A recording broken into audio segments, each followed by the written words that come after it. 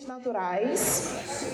Para isso, eu vou chamar como mediadora a doutora Priscila Correia, que é juíza federal no TRF2, doutoranda na Universidade Federal Fluminense, mestra também pela Universidade Federal Fluminense, docente na EJUFERJES e na IFAM.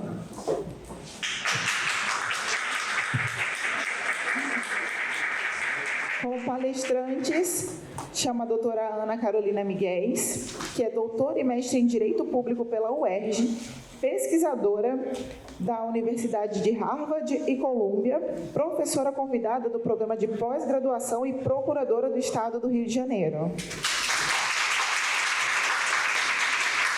Doutora Tamar Freitas, procuradora do Estado do Rio de Janeiro, mestre em Direito Público pela UERJ e hoje está lotada na assistência à chefia da Procuradoria-Geral 19 e conduz o acervo de mediação de casos estruturantes.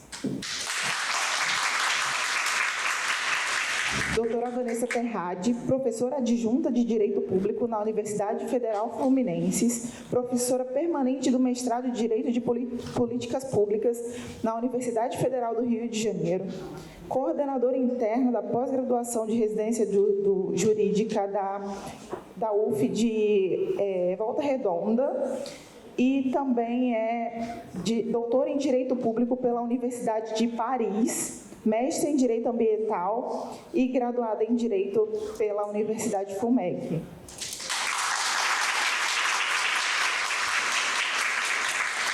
Doutora Carolina Garrido, mestre em Direito do Estado e Direito Constitucional, especialista em Direito Ambiental Brasileiro, bacharel em Direito pela PUC-Rio, pesquisadora em Direito Ambiental com foco em litigância climática, pesquisadora e colaboradora do Observatório Interdisciplinar de Mudanças Climáticas no âmbito da UERJ e pesquisadora do Grupo de Estudo de Direito Ambiental do NIMAJUR.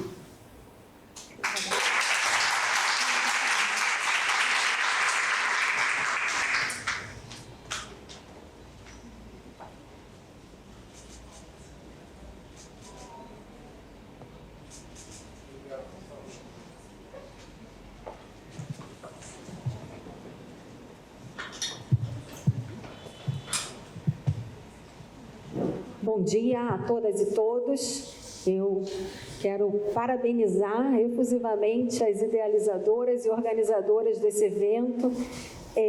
Dizer que é uma alegria, uma honra estar aqui ao lado de mulheres de altíssima qualificação, expertise. Está sendo para mim uma manhã já muito proveitosa. Eu gravei algumas palestras que eu tenho certeza que eu vou precisar revisitar vários dos conceitos.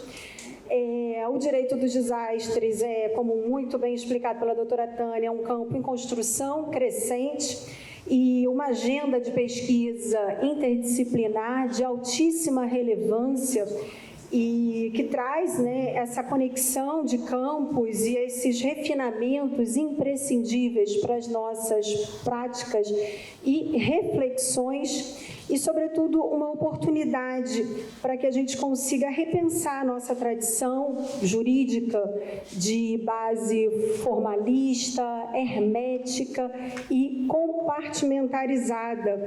E, então, esse ganho muito grande que é a interdisciplinariedade, não só entre campos do direito, mas entre campos do conhecimento, de uma forma mais conectada e horizontal, vai nos proporcionar.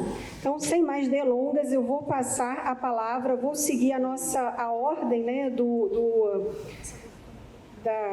prevista na programação e passar a palavra à doutora Tamar Freitas para iniciar. Muito obrigada, doutora Priscila. Bom dia a todos os presentes. Agradeço muito o convite, fiquei muito honrada com o convite para estar aqui hoje. Agradeço na pessoa da doutora Vanessa Reis. Parabenizo a todos, todas as organizadoras, por esse evento incrível. Minha apresentação hoje vai falar sobre desastres nacionais, autocomposição e processo estrutural. Eu vou basicamente apresentar um pouco da experiência pioneira, da experiência de vanguarda que a Procuradoria do Estado do Rio de Janeiro tem tido na condução de mediações estruturais que podem ser muito úteis para o direito de desastres. Ao longo da minha breve exposição, eu pretendo responder a 3 perguntas: o que é a mediação estrutural, como ela funciona na prática e como que ela pode contribuir para o direito dos desastres. Ao final, pretendo abordar um caso concreto que a CASC tem conduzido de muita relevância dentro desse tema. Para entendermos o que é mediação estrutural, e aqui pode...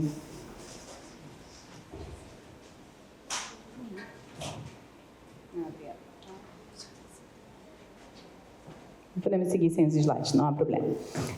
O primeiro conceito que deve ser apresentado é o conceito de litígio estrutural, que não se confunde com o conceito de processo judicial estrutural. O conceito de litígio estrutural está relacionado a um problema no mau funcionamento de uma estrutura, que pode ser uma instituição pública, uma política pública, uma empresa privada. Aqui, nossos casos tratam, é claro, de instituições públicas e políticas públicas, principalmente. Nos conflitos... São conflitos de natureza complexa, plurifatorial, policêntrica e insuscetíveis de solução adequada pelo processo civil tradicional. Esses litígios estruturais visam, na maioria das vezes, a construção de políticas públicas, que nada mais são que um conjunto coordenado de ações e decisões que visam objetivos públicos e que ganha roupagem jurídica na forma de leis, atos, regulamentos administrativos. O processo judicial estrutural, ele tem por objeto um litígio estrutural. Não necessariamente um litígio estrutural precisa ensejar um processo judicial. A gente tem mediações estruturais preventivas, né, antes da judicialização da questão. E trouxe aqui, muito brevemente, algumas contribuições recentes da jurisprudência que nos ajudam a compreender o processo estrutural. A primeira delas é a bifurcação do procedimento em 2 fases. O diagnóstico de desconformidade, que ensejaria o reconhecimento da gravidade da atuação ou da omissão estatal e, portanto, a legitimidade da atuação judicial, e a elaboração de um plano conjunto entre os atores envolvidos na consecução dos objetivos da política pública. É aqui que entra a mediação estrutural. Hoje, o STF, muito recentemente, inclusive, foi publicado um artigo da doutora Patrícia Perrone e do Matheus Casimiro, falando sobre critérios que o ministro Barroso, no voto final da DPF 709, trouxe como critérios para o encerramento do processo. É importante a gente perceber, isso é muito relevante para a mediação estrutural, que não é necessário alcançar a realidade perfeita em que todas as violações aos direitos fundamentais tenham sido efetivamente sanados para encerrar um processo estrutural. Então, o que é necessário para encerrar o processo estrutural? Seria necessário tão somente, isso não é pouco, que as instituições responsáveis pela solução tenham saído da inércia, tenham corrigido o rumo, corrigido as principais falhas de atuação, estejam atuando na direção da solução do problema. E aí a gente vai guardar essa informação para o final da apresentação, quando ela vai ser relevante novamente para falar dos direitos de desastres. A atuação do judiciário, então, teria a função de desbloquear o funcionamento adequado dessas instituições. E aqui apresento para vocês a nossa procuradoria, nossa especializada Procuradoria de Métodos Adequados, que tem entre seus integrantes a Câmara Administrativa de Solução de Controvérsias, que é regida por esses diplomas normativos, caso alguém tenha interesse. Essa resolução, a gente tem a alegria de ter sido publicada hoje. Aqui tem algumas novidades sobre mediações estruturais já previstas. E, bom, entre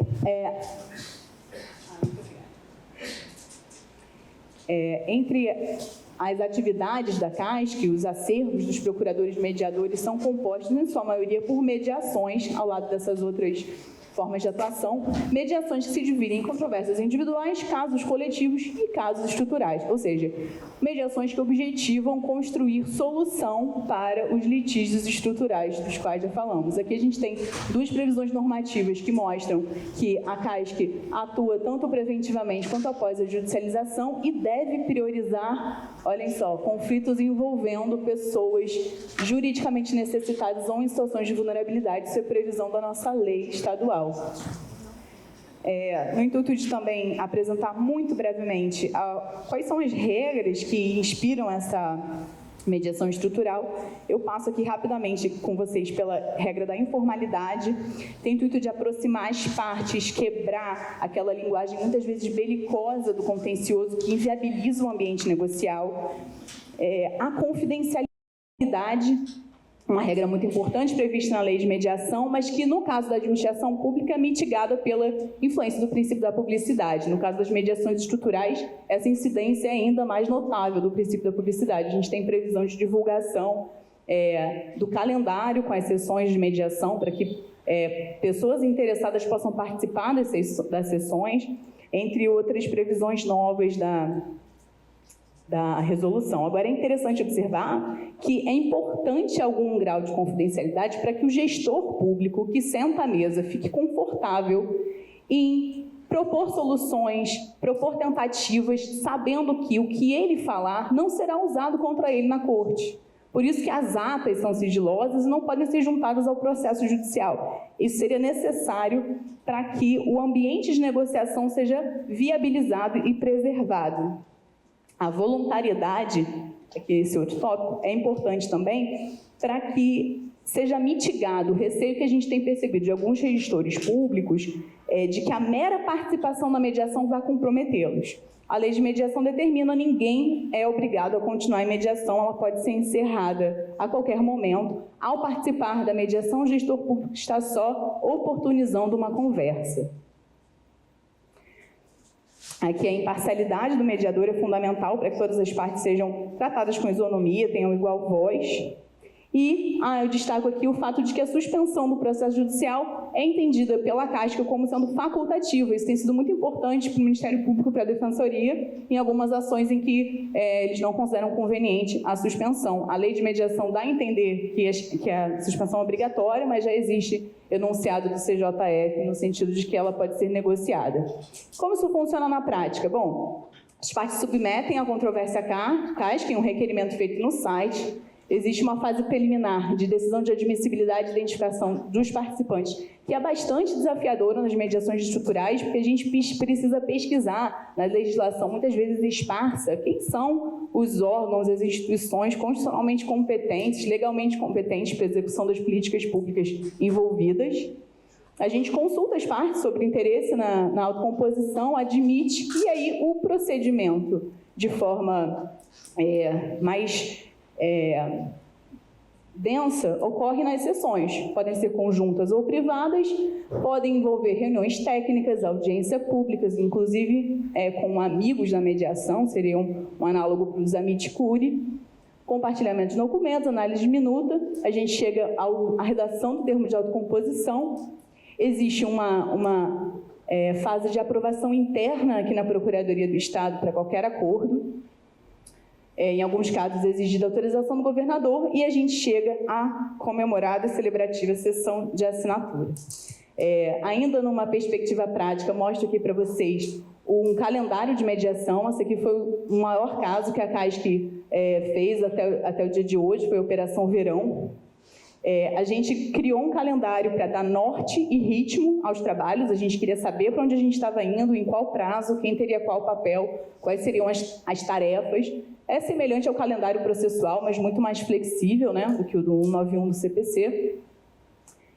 Aqui vale a pena traçar linhas gerais sobre a Operação Verão, porque ela mostra que a mediação pode, sim, trazer bons resultados em casos muito difíceis. A Operação Verão chegou à CASC por decisão do Supremo Tribunal Federal. A Operação Verão foram operações de segurança pública durante o verão nas praias cariocas. Elas ensejaram o ajuizamento de uma ação civil pública pelo Ministério Público em razão da forma como as crianças e os adolescentes estavam sendo abordados pela Polícia Militar. E aí o STF determinou o prazo de 60 dias, bem curto, prorrogado por mais 30, para que todos os entes envolvidos, que vejam só, eram 16, considerando todos os amici curiae, elaborassem um plano de abordagem social e um plano de segurança pública que respeitasse os direitos fundamentais.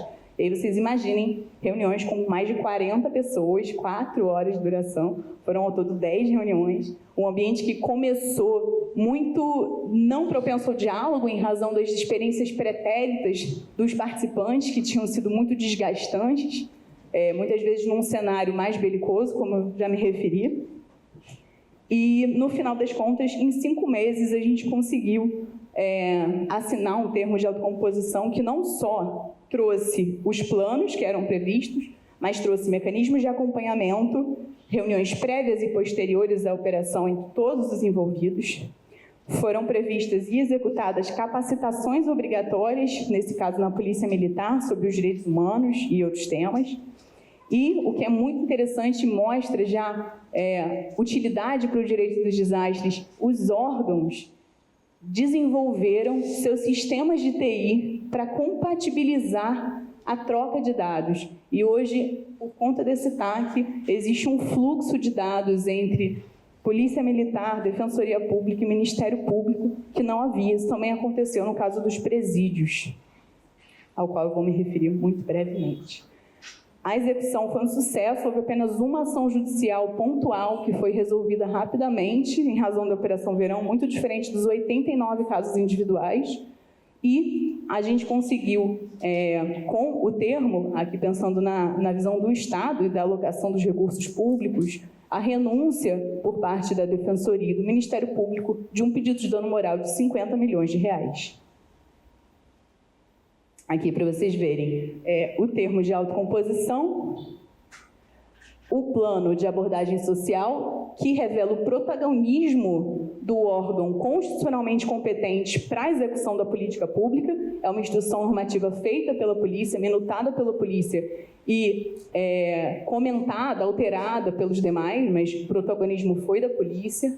O plano de abordagem social, com o protagonismo do município, da Secretaria Municipal. Bom, e agora, chegando aqui os 3 minutos finais, na parte que mais nos interessa, né? Como que a mediação pode contribuir para o direito dos desastres. Acho que à primeira vista já fica claro que os ciclos dos direitos dos desastres, ao qual a doutora Tânia muito bem se referiu, eles demandam a construção de políticas públicas complexas entre diversos órgãos, muitas vezes com coordenação interfederativa. Então, a mediação estrutural, ela pode ajudar a construção e o aprimoramento dessas políticas públicas. E o maior obstáculo que eu tenho visto nas mediações estruturais é a descrença. Para afastar esse grande problema, eu queria mostrar para vocês, infelizmente não vou poder comentar cada um dos casos, mas eles estão, muitos deles estão divulgados na página da PGE. A gente teve uma experiência muito exitosa, com acordos envolvendo 22 ações civis públicas para a recuperação emergencial do sistema prisional do Rio, também um problema estrutural muito complexo, bem sucedido. A Operação Verão em si, um caso de reestruturação de todo o sistema de ensino do Estado, um caso de transporte de familiares envolvendo adolescentes internados no Degase. E, para finalizar minha apresentação, eu gostaria de apresentar um caso que a gente tem conduzido na CASP, junto com o Dr. Lucas Nunes, que está aqui presente. Muito obrigada pela presença, Dr. Lucas.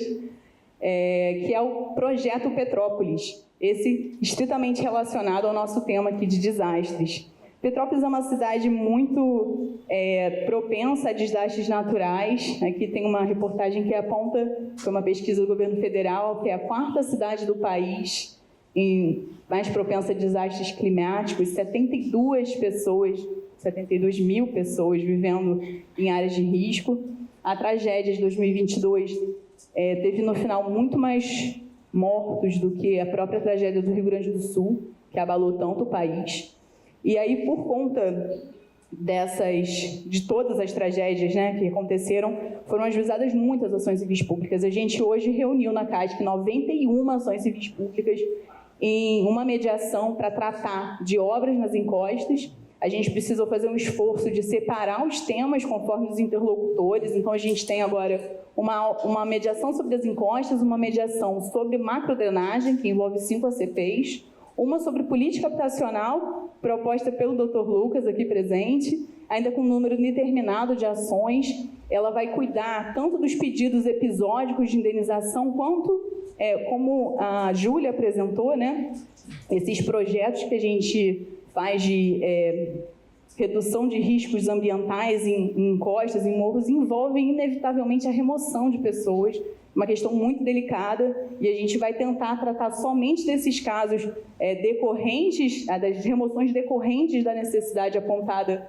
pelo resultado da mediação em encostas, em outra mediação com outros atores. E a gente ainda tem mais uma mediação sobre uma questão específica de um programa governamental específico. Só para vocês terem uma noção do que está sendo feito, a gente acordou com os mediandos antes sobre a possibilidade de apresentar isso para vocês aqui hoje, né, em respeito à confidencialidade. Houve uma sessão para recorte e escopo de plano. Vocês imaginem, diante de um problema desse tamanho, por onde a gente começa a resolver, né? Essa foi a primeira questão que a gente enfrentou. A gente compartilhou documentos dos projetos já realizados, ações judiciais sobre o tema, tinha muito volume de informação para organizar. Decisão sobre a priorização, tomamos uma decisão sobre a priorização de locais de alto risco relacionados à tragédia de 2022. Esse foi o nosso recorte para o início dessa mediação. 6 meses de mediação era a nossa meta. Aí houve vistorias técnicas durante 2 semanas a todos os locais apontados como de alto risco, mais de 32 localidades, sendo cada localidade ruas inteiras. Vistorias técnicas que foram feitas por representantes de todos os órgãos envolvidos. Então, tinha representante técnico do MP, tinha representante técnico do Estado, do município de Petrópolis.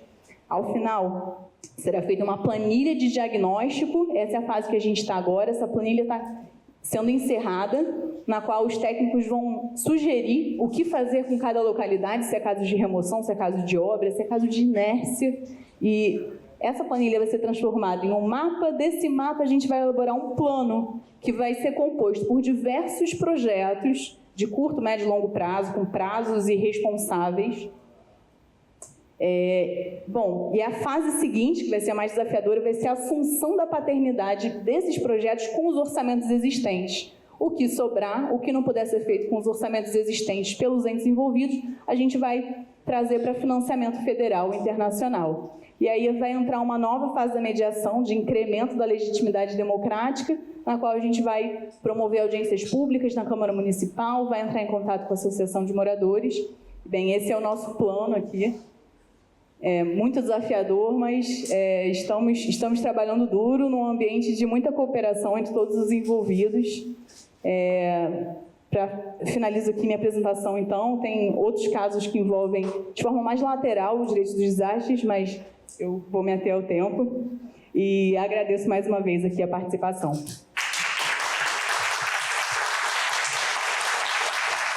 Parabéns pela apresentação. Vou passar a palavra, então, agora à doutora Vanessa Terrades. Bom dia. Eu tinha pedido o slide, eu não sei se vai conseguir passar, tá? E eu vou querer. A gente fica de costas, né?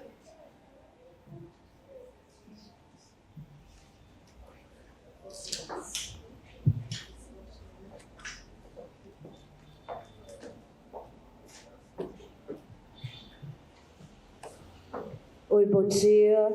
Eu coloquei, né, o slide, mas eu fiquei pensando até em fazer uma fala menos técnica. Queria agradecer as colegas, né, as administrativistas.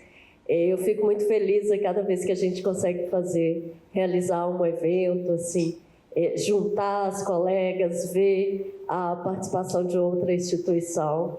Eu sou mineira e o IDARGE me acolheu muito quando eu cheguei aqui no Rio. Paola, Peixinho e novas meninas que surgiram, né?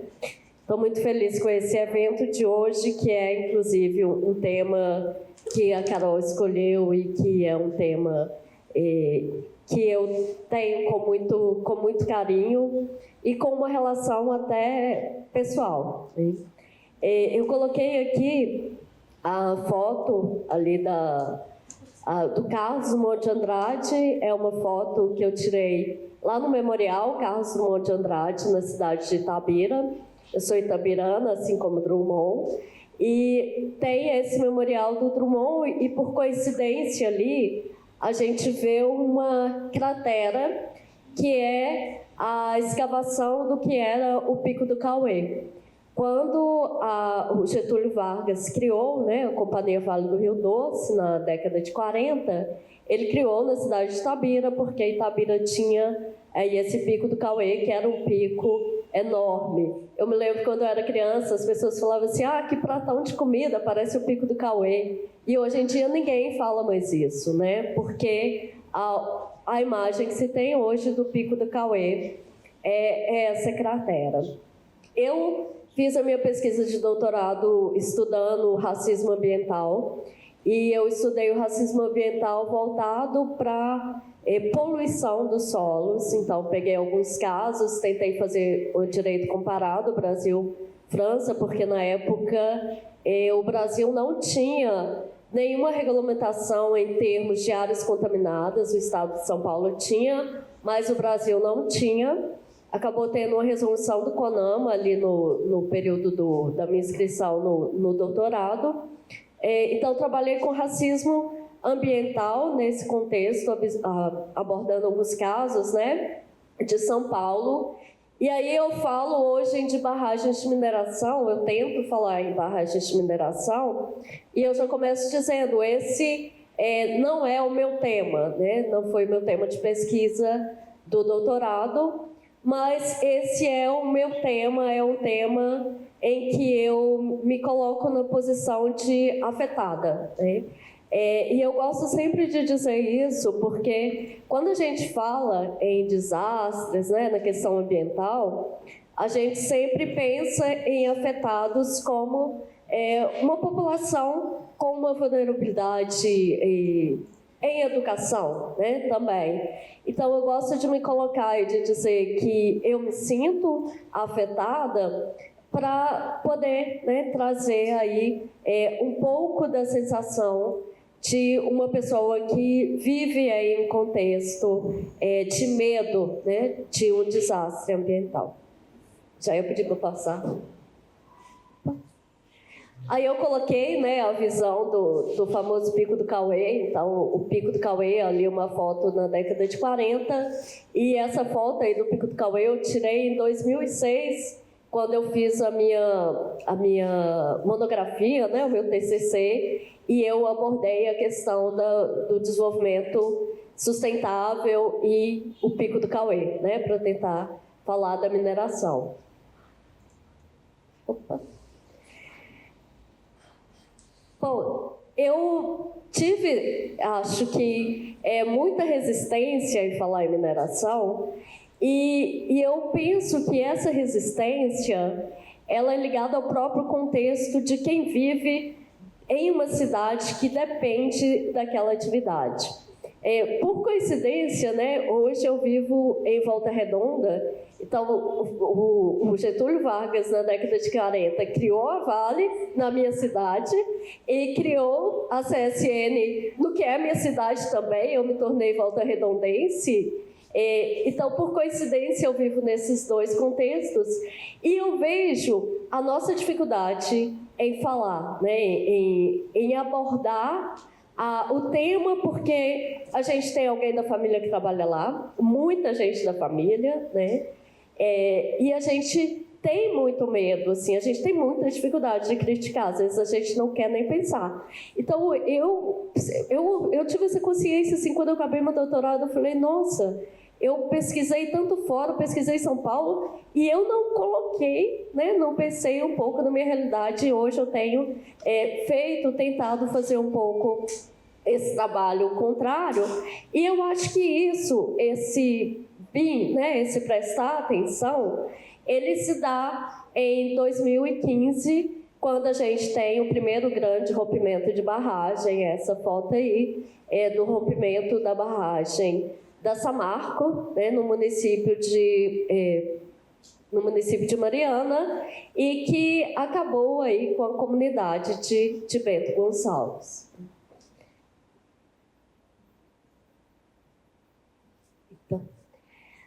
Em seguida, em 2019, janeiro de 2019, a gente tem um segundo grande rompimento de barragem, que foi a barragem do Feijão, em Brumadinho, né? E aí, quando aconteceu, então, a gente teve Mariana lá em 2015, aí fica parecendo aquela coisa, nossa, que desastre, né? Nossa, quem esperava que isso acontecesse? E aí a gente tem o segundo grande rompimento em 2019, e aí a gente fala, opa, né? O segundo rompimento era de uma barragem da Companhia Vale do Rio Doce.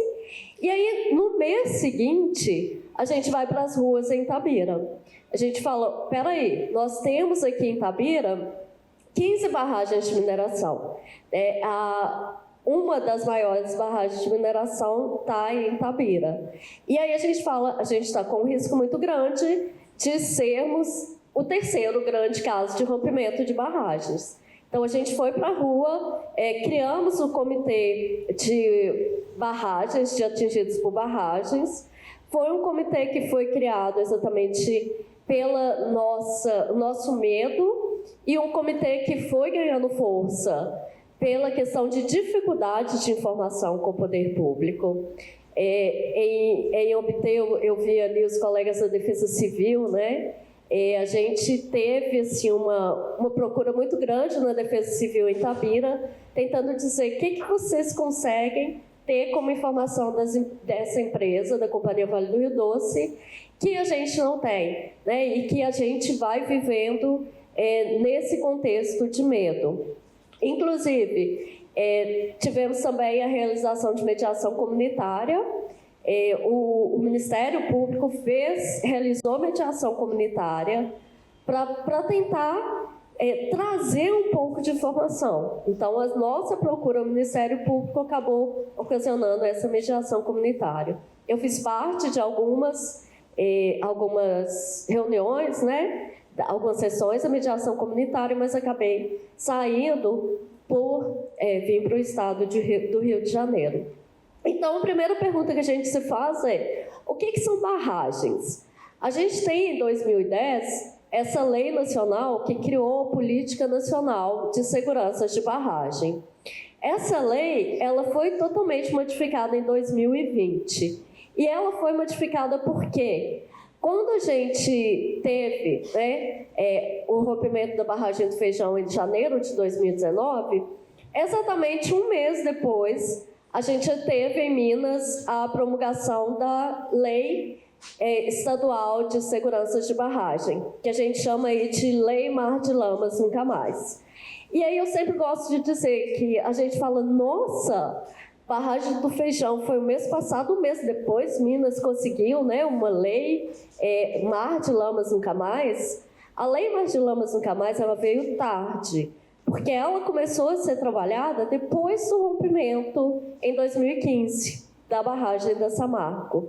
Então, ela veio com um atraso, né, muito grande, porque ela veio depois do segundo rompimento de barragem. Eu tento evitar falar a barragem de Brumadinho, a barragem de Mariana, porque em eventos, né, com os atingidos, eles traziam muito esse pedido de falar, olha, fala que o rompimento da barragem é da Samarco, fala que o rompimento da barragem é da Companhia Vale do Rio Doce, porque as pessoas esquecem os responsáveis pelo desastre, né? E ficam focando aqui, foi em Brumadinho, foi em Mariana, mas espera aí, né? Vamos lembrar quem é que foi. Então, essa lei da Política Nacional de Resíduos Sólidos, ela traz em seu artigo 2º o conceito do que seriam barragens. E ela fala nos tipos de barragens que se tem também. A gente tem, então... Eu estou tendo um problema com esse negócio. Acho que é o ponto? Bom, falei, né, sobre a lei nacional, essa dali, a lei estadual, Lei Mar de Lamas Nunca Mais.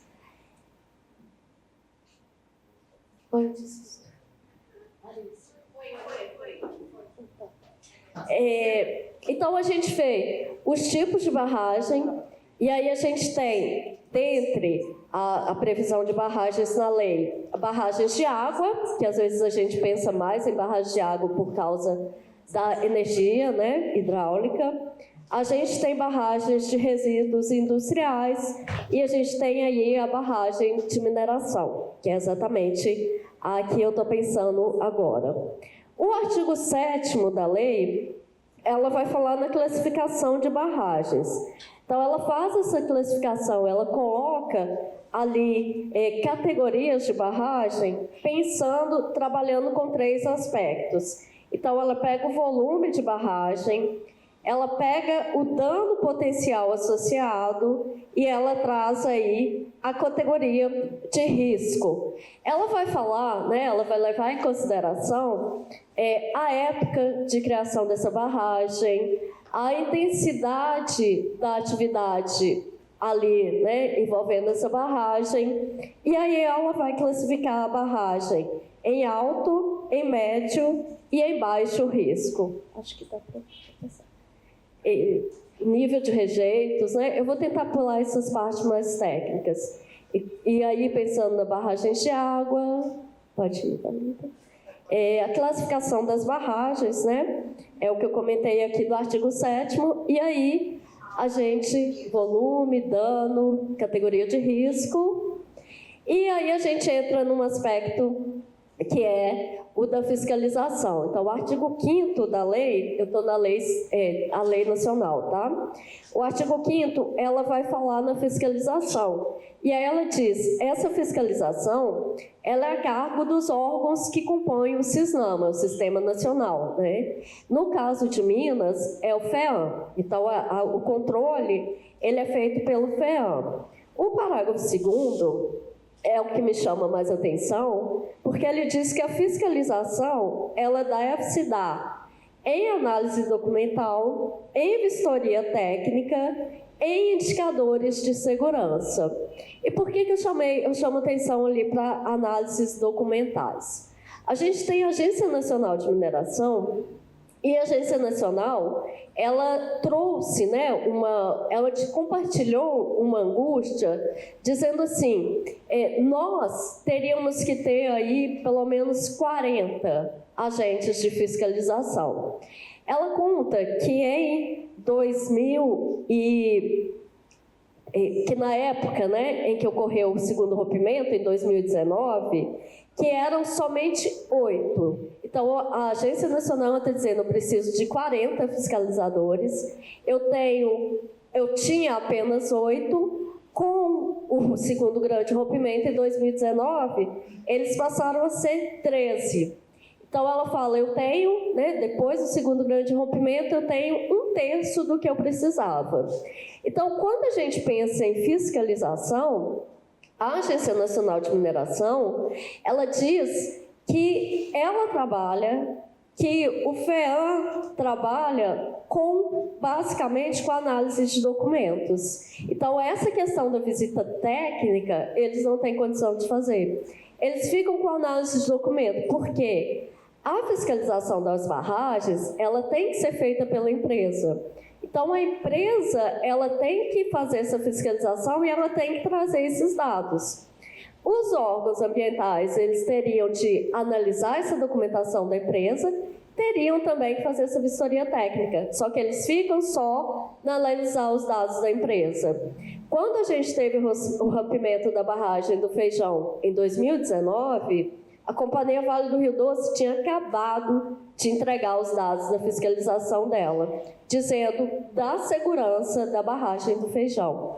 Então, estou dizendo isso pela questão da fiscalização e a fragilidade da fiscalização, porque se falta estrutura na administração pública.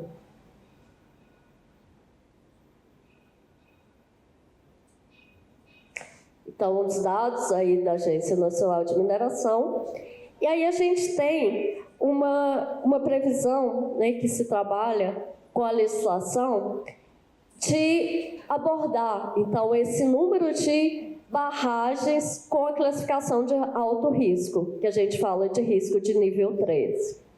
Em Minas Gerais, a gente tem 50 barragens com esse nível 3, que é o nível de alto risco, e dentre essas 50 barragens que se tem em Minas, 22 delas foram interditadas. Então, você falou, olha, está no nível aí que não dá mais para colocar resíduos, né? E aí a gente vai pensar um pouco, o que dá para fazer, né? O que dá para tentar modificar, o que eu preciso modificar para trazer uma maior segurança? Então, a Lei Nacional de Segurança Básica, ela vai trazer ali nos fundamentos dela a necessidade de um aumento da participação e da informação da população, que é exatamente a dificuldade que eu estava dizendo aqui, né, e que nos levou a buscar uma mediação comunitária. E ela vai trazer ações preventivas e emergenciais. E aí, nessas ações emergenciais, principalmente, ela traz o PAI, que é o Plano de Ação Emergencial. Esse Plano de Ação Emergencial, ele é trabalhado, então, no artigo 11, e o PAI, ele vai ser constituído por adoção de uma sinalização que vai trazer ponto de encontro, rota de fuga, sirene e treinamentos da população. Isso traz, né, uma questão, você se sente extremamente afetado quando você vê essas medidas emergenciais sendo implementadas na sua cidade. Então, essas 4 medidas, né, previstas pelo PAI. E aí eu coloquei para vocês algumas fotos, e eu peguei essa foto que está trazendo, ela traz exatamente a sinalização do ponto de encontro, da rota de fuga, e ela traz a população em um treinamento. Isso, né, trouxe uma ansiedade muito grande para as pessoas. Eu me lembro que eu morava em uma área alta, então o local onde eu morava não estaria nessa zona de risco, né, de inundação, mas toda vez que eu descia para levar minha filha para a escola, eu via ali a setinha de rota de fuga, né? Eu sempre pensava assim, nossa, se a barragem romper, eu estou aqui embaixo. Sempre. Então, quando essas placas foram instaladas em 2018, isso trouxe uma ansiedade muito grande, né? A gente teve dados ali de saúde, né?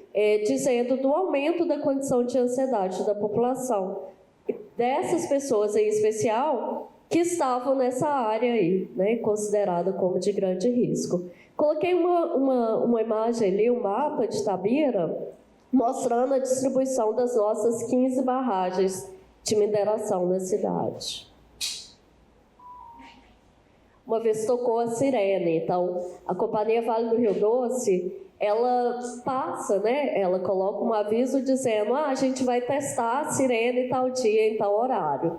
Então, para a população já poder escutar o barulho da sirene e poder reconhecer, né? Uma vez a sirene tocou por engano. A Companhia Vale do Doce, né, justificou dizendo que foi um problema técnico, mas isso trouxe assim, uma situação de nervosismo, foi um pânico, imagina a sirene tocando.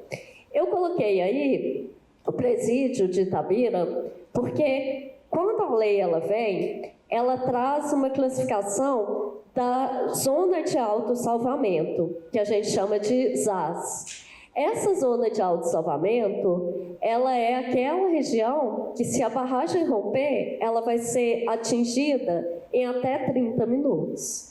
Então, o presídio de Itabira, ele se encontrava no que é chamada de zona de autossalvamento. E aí veio uma grande discussão, o que a gente vai fazer, né?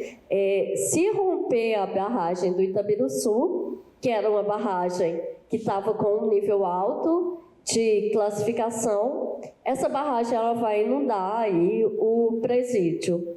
E aí teve uma ação judicial. Em 2021, foi determinado que os presidiários deveriam ser transferidos imediatamente. Era um presídio com capacidade para 190 detentos. E em um TAC, a Companhia Vale do Rio Doce estabeleceu que criaria um novo presídio com a capacidade aí para 600 presidiários. Então, esse presídio de Itabira, né, ele foi desconstituído. O que a gente está falando, né? E aí a lei Mar de Normas Nunca Mais, ela vem determinando no artigo 13 dela que é proibido a criação de barragens em montante. Tanto a barragem do Fundão, da Samarco, quanto a barragem do Feijão, da Companhia Vale do Rio Doce, eram barragens de montante. São as barragens mais baratas e são as barragens mais inseguras. A barragem de montante, ela trabalha com escadas. Então, o dique, que é a barreira de contenção, ele é criado com o próprio resíduo e vai subindo, né? E esse dique é aumentado cada vez mais, só que com o próprio resíduo. A FEAM, né, que é esse órgão ambiental de Minas, ele disse que em Minas se tem 54 barragens de montante. Então, a lei, ela proíbe barragens de montante e ela fala que deve haver uma descaracterização dessas barragens em um período de 3 anos. Então, a lei, ela é aí de janeiro, né, em 2019, então ela vem estabelecendo um prazo de descaracterização até a lei de fevereiro, até fevereiro de 2022. A lei de 2019 trouxe o prazo até 2022, esse prazo de 3 anos. Quando a gente chegou aqui em 2022, a FEAM disse que dessas 54 barragens que se tem em Minas, né, de montante, que somente 10 delas tinham sido descaracterizadas. Hoje a gente está em 16 dessas 54. E aí o prazo foi até 2035 para a descaracterização dessas barragens. Eu coloquei ali a foto da descaracterização, porque você vê aqui na primeira imagem, né, a barragem com seus resíduos, e você vê o que a lei determina que deve ser essa descaracterização. Então, no lugar de eu ter essa barragem, eu tenho que ter a restauração, né, ali de uma vegetação. Quando a gente tem a descaracterização, dessas 16 que eu falei, a gente teve um avanço, porque a gente conseguiu a descaracterização de 3 barragens que estavam em nível 3. Então, a gente teve aí a descaracterização da barragem de Forquilha, em Ouro Preto, da Companhia Vale do Rio Doce, da barragem Barra de Cocais, também da Companhia Vale do Rio Doce, e da barragem em Nova Lima. A barragem de Barão de Cocais, ela é bem interessante, porque quando colocaram esse nível 3, se determinou que o trem em Minas teria que ele não poderia rodar, e se determinou que toda a população fosse retirada de imediato. Depois teve uma liberação, disse, não, a barragem não vai romper, e houve uma crítica, houve uma pesquisa do Ministério Público de que se havia um interesse, na verdade, da Companhia Vale do Rio Doce em realizar uma extração de minério, e acabou que nesse envolvimento do direito ao desastre, a Companhia Vale do Rio Doce disse, bom, aproveitando que a gente já tirou a população por causa do risco, vamos agora fazer, né, a extração de minério. Não posso afirmar isso, tá? Foi algo que foi discutido pelo Ministério Público aí na época em que essa população foi retirada. A barragem em Nova Lima, ela tem, vocês que foram agora, né, no evento do IBDA em Belo Horizonte, talvez vocês tenham procurado cachoeira lá em BH e vocês tenham caído no Distrito de Macacos, que é uma região com um turismo ecológico muito grande, e a barragem de nível 3 em Nova Lima, ela atingiria uma grande parte do município de Macacos. Então, mais de metade do distrito de Macacos está situada em essa zona de autossalvamento, que eu estava dizendo, que é essa de em 30 minutos já foi, né? E tentando ligar também o fato um pouco com o meu estudo de racismo ambiental, a gente tem hoje um observatório de barragens, e o observatório de barragens ele está fazendo essa pesquisa sobre essa população que é atingida, que está com risco, né, de ser atingido pelas barragens. E uma informação que ele traz é em relação a Bento Gonçalves. Em Mariana, rompimento da barragem da Samarco em 2015. E aí eles pegam e apresentam estudos que foram feitos em relação à construção da barragem. E aí eles dizem, tinham 3 opções. Uma primeira opção, que se a barragem tivesse sido construída naquele local, não teria atingido a comunidade de Bento Gonçalves. Uma segunda opção de local, em que parte da comunidade seria atingida, e a terceira opção, que foi escolhida e que deu no que deu, então, todo Bento Gonçalves sendo destruído com o rompimento da barragem. Então, eles tentam fazer essa análise, entender, né, se essas barragens são colocadas próximas a comunidades mais carentes, ou se comunidades mais carentes vão viver ali exatamente, né, porque seriam áreas menos caras por causa da questão do risco, né? Então, isso tem sido trabalhado também no contexto de racismo ambiental. E aí eu queria encerrar me apresentando. Eu sou filha de uma costureira, a Maria Helena, e sou filha de um operário, o José, da Companhia Vale do Rio Doce. Quando eu nasci, a minha família morava no bairro da Conceição. A mina da Conceição é uma das maiores minas em Itabira, e os operários, eles moravam ali ao entorno da mina. Eu me lembro que a minha casa, ela era no final da rua que dava entrada para a mina. E aí a gente vivia naquele ambiente de total poluição, né? Uma coisa que me traumatizou muito é que as pessoas diziam para minha mãe, corta o cabelo dessa menina, é muito cabelo, por isso que ela vive doente, os nutrientes dela vão tudo para o cabelo, né? Era sofrendo com aquela poluição do ar, ali o tempo inteiro. E aí a gente tem a legislação que diz, não pode mais ter casa, né? Mas isso na década de 90. Então, eu entendi, alguns anos atrás, né, que eu vivia em um contexto ali de racismo ambiental. Olha, os operários vão viver aqui, nessa grande área de poluição.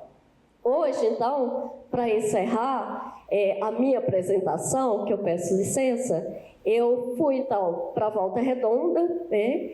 E em Volta Redonda a gente vive nessa situação de luta e falando muito em racismo ambiental, porque as pessoas que estão ali nas áreas mais poluídas do ar são pessoas mais carentes, mas toda a cidade de Volta Redonda, ela sofre muito com essa questão da poluição. E hoje eu queria, né, só comentar, porque por mais impressionante que seja, neste ano a gente teve a primeira ação penal contra a CSN. A Polícia Federal acabou de ingressar aí com ação penal por causa da escória de rejeitos da CSN. A CSN ela tem, né, uma escória de rejeitos antigas, hoje ela está com 30 metros, e ela está situada a 60 metros do Rio Paraíba do Sul. Então, a Polícia Federal ela chamou a UF e disse que os que estão ali nas áreas mais poluídas do ar são pessoas mais carentes, mas toda a cidade de Volta Redonda ela sofre muito com essa questão da poluição. E hoje eu queria só comentar, porque por mais impressionante que seja, neste ano a gente teve a primeira ação penal contra a CSN. A Polícia Federal acabou de ingressar aí com ação penal por causa da escória de rejeitos da CSN. A CSN ela tem uma escória de rejeitos antigas, hoje ela está com 30 metros e ela está situada a 60 metros do Rio Paraíba do Sul. Então, a Polícia Federal ela chamou a UF e disse, olha, a gente precisa de uma ajuda para falar dessa ação, porque a gente está sentindo uma pressão muito grande nessa primeira ação, e a gente precisa também dizer que nós não seremos os únicos atingidos, porque se essa poluição chega ao Rio Paraíba do Sul, acho que todo mundo aqui vai ser atingido, então, só para falar que eu acho que eu estou sempre envolvida na questão do direito do desastre. Obrigada.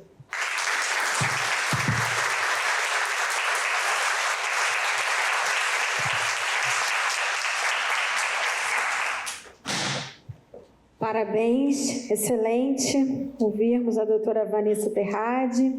Muito obrigada mesmo pela sua exposição. Vamos passar para a doutora Carolina Garrido. Já está com o microfone? Não, está aqui. Oi, eu também tenho uma apresentação e eu acho que vou para lá também para conseguir visualizar melhor. Obrigada.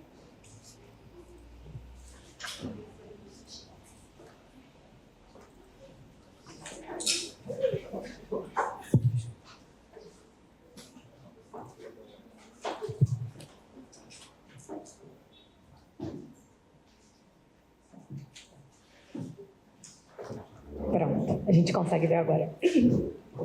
Bom, eu sou Carolina Garrido, eu sou coordenadora de pesquisa do JUMA, que é esse grupo vinculado ao Departamento de Direito e ao Núcleo Interdisciplinar de Meio Ambiente da PUC do Rio. E eu queria apresentar um pouco o trabalho que a gente faz no âmbito do nosso grupo, que está muito ligado à discussão de litígios climáticos, um monitoramento da litigância climática no Brasil. E, considerando o tema do nosso congresso, falar um pouco a partir do viés da adaptação e pensar também esses casos de desastres. Primeiro, começar agradecendo o convite, e faço isso em nome da minha xará, Carolina, que é uma honra estar aqui para apresentar um pouco do trabalho do nosso grupo de pesquisa, trazer alguns dados. A gente tem uma plataforma de litigância climática que a gente mantém, e eu vou começar falando sobre isso mesmo. Então, no âmbito do nosso grupo de pesquisa, a gente desenvolveu a plataforma de litigância climática no Brasil. Ela está disponível, aberta publicamente nesse link no site, do nosso site, e que o que a gente faz é reunir os casos judiciais brasileiros que a gente classifica a partir de uma metodologia própria como de litigância climática. Então, aqui também tem o link da nossa metodologia.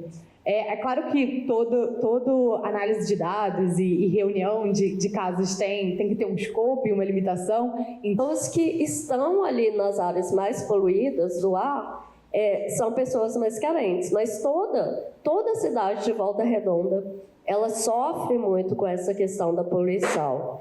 E hoje eu queria só comentar, porque por mais impressionante que seja, neste ano a gente teve a primeira ação penal contra a CSN.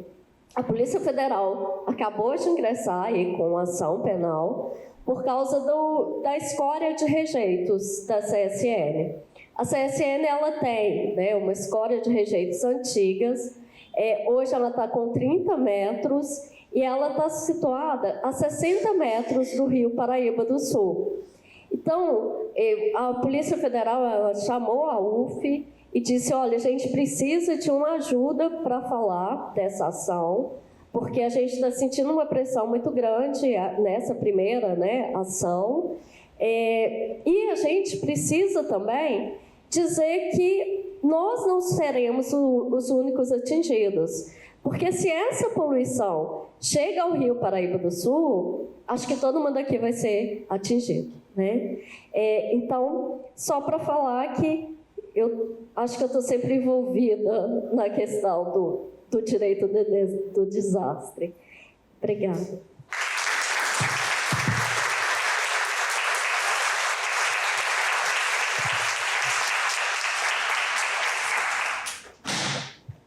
Parabéns, excelente ouvirmos a doutora Vanessa Terrade.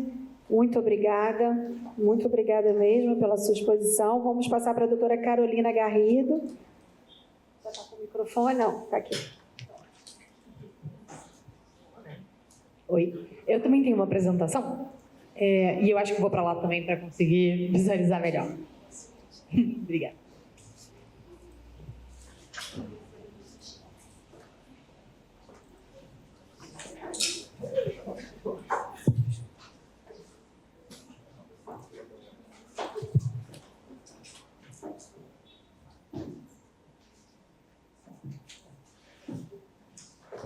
Pronto, a gente consegue ver agora. Bom, eu sou Carolina Garrido, eu sou coordenadora de pesquisa do JUMA, que é esse grupo vinculado ao Departamento de Direito e ao Núcleo Interdisciplinar de Meio Ambiente da PUC do Rio. E eu queria apresentar um pouco, né, o trabalho que a gente faz no âmbito do nosso grupo, que está muito ligado à discussão de litígios climáticos, né, um monitoramento da litigância climática no Brasil. E, considerando, né, o tema do nosso congresso, falar um pouco a partir do viés da adaptação e pensar também esses casos de desastres. Primeiro, começar agradecendo o convite, e faço isso em nome da minha xará, Carolina, né? É uma honra estar aqui para apresentar um pouco do trabalho do nosso grupo de pesquisa, trazer alguns dados. A gente tem uma plataforma de litigância climática que a gente mantém, e eu vou começar falando sobre isso mesmo.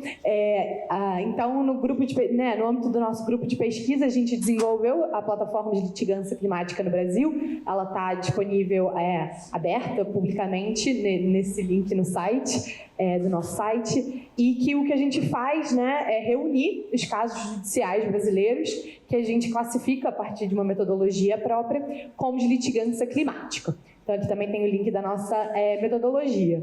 É claro que toda análise de dados e reunião de casos tem que ter um escopo e uma limitação. Então, a gente trabalha com casos que vão abordar as mudanças climáticas de uma forma expressa, por mais que a gente reconheça que, é claro que o clima, né, as mudanças climáticas é uma dessas questões do nosso tempo e é um tema muito transversal. Impossível, hoje em dia, eu acho, pensar em qualquer questão que não perpasse, né, em algum nível a dimensão das mudanças climáticas, mas para viabilizar mesmo, né, a gente trabalha com casos que vão abordar direta e expressamente as mudanças climáticas, mas a partir de duas abordagens. Tanto os casos que vão ser, talvez, os casos clássicos ou mais óbvios, quando a gente pensa em mudanças climáticas, que são esses casos que têm o clima como uma abordagem central, né, é uma das principais questões, mas a gente também traz alguns casos em que as mudanças climáticas vão aparecer de uma forma mais contextual, até para dar conta, né, dessa grande complexidade da discussão das mudanças climáticas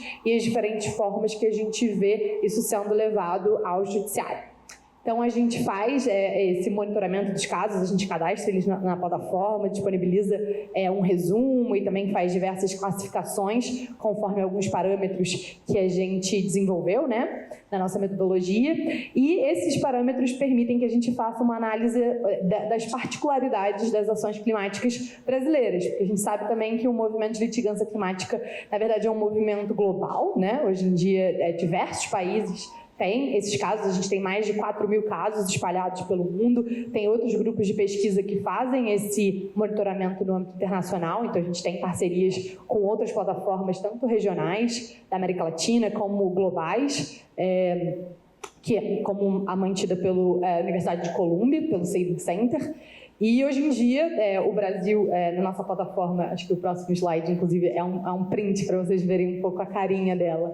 A gente tem 336 casos cadastrados, e o Brasil já figura como o segundo país com mais casos, né, identificados como de litigância climática. A gente também sabe que mais de um autor pode integrar polo ativo de uma demanda, e a gente vê, né, que realmente o Ministério Público Federal é o principal ator e também muito vinculado a esses casos em lotes. Mesmo antes dessas 195 ações, tinham outras ocasiões em que eram lançados blocos de 20 casos, 30 casos, algo um pouco mais não tão desafiador quanto a 195, mas que isso acontece também em órgãos de administração pública, então especialmente o IBAMA, mas também o INCRA, que às vezes integra essas discussões, e além de sociedade civil e partidos políticos, também a gente tem diversas questões, inclusive estruturais, né, sendo discutidas no STF, que relacionam com a questão das mudanças climáticas.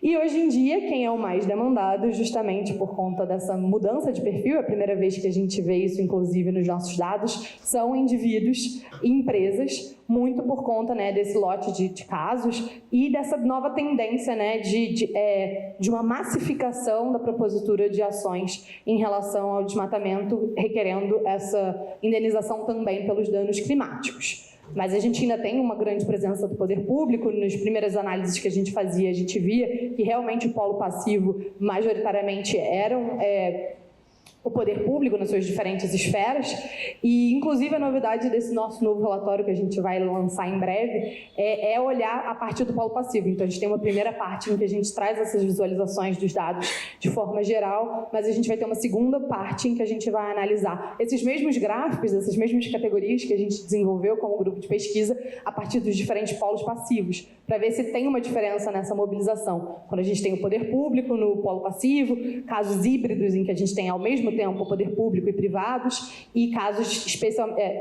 exclusivamente de privados.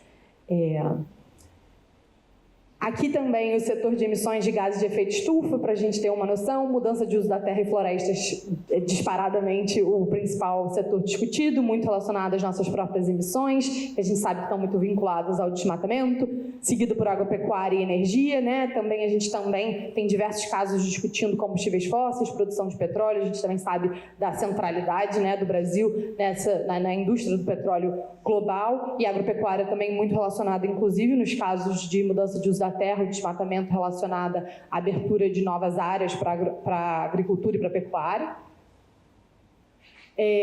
Os biomas, a Amazônia sendo o principal bioma mencionado, por mais que a gente tenha alguns casos aqui discutindo a Mata Atlântica e o Cerrado, a gente também vê essa grande centralidade da Amazônia na discussão climática mundial e também brasileira.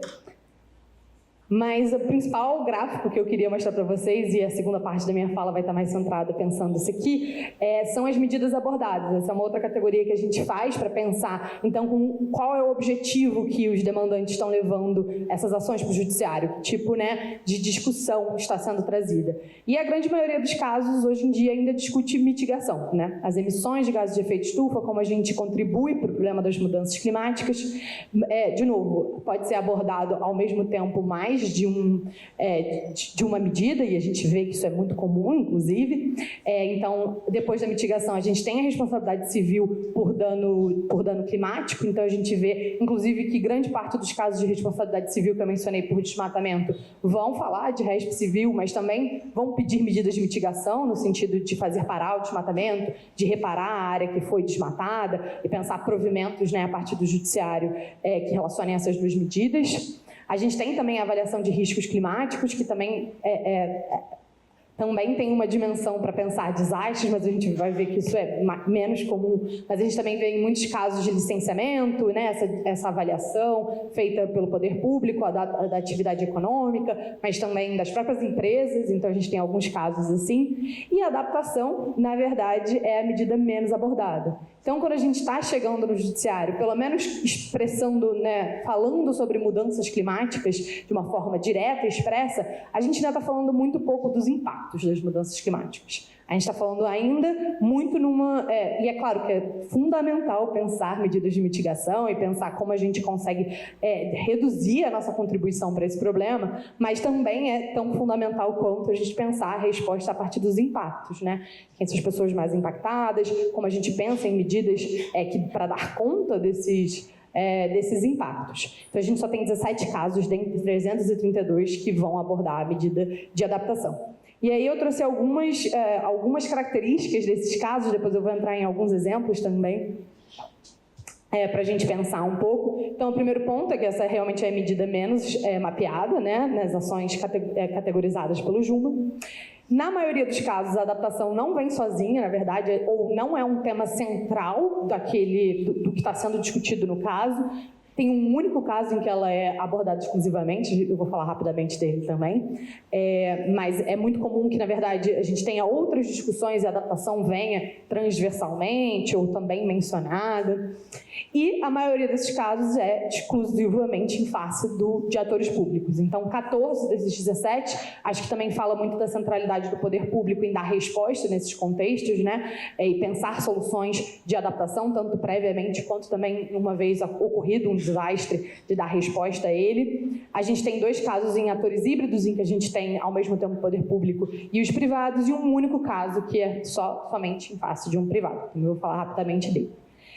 E aqui, então, para dar alguns exemplos de casos, né, até que são 17, vocês iam cansar de me ouvir se eu fosse falar de todos eles individualmente, eu pensei em agrupar alguns tipos de casos mais comuns para a gente ter uma noção um pouco dos casos que vão abordar essa medida.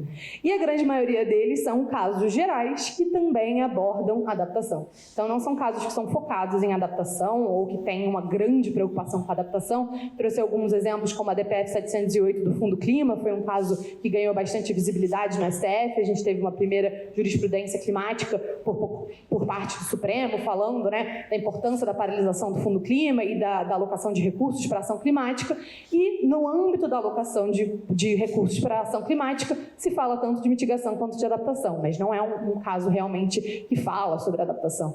A gente também teve um caso do Observatório do Clima, que é um conjunto de ONGs em face do MMA e da União Federal, pedindo a atualização do Plano Nacional de Mudança do Clima, em que, de novo, se pede, né, a aplicação dessa política pública que foi prevista no âmbito da nossa Política Nacional de Mudanças Climáticas. Naquele momento não tinha sido editada ainda, hoje em dia a gente tem, né, já um processo de elaboração do Plano Clima, mas então era a morosidade do poder público, falando, dentre outros, que também tinham que ter medidas de adaptação.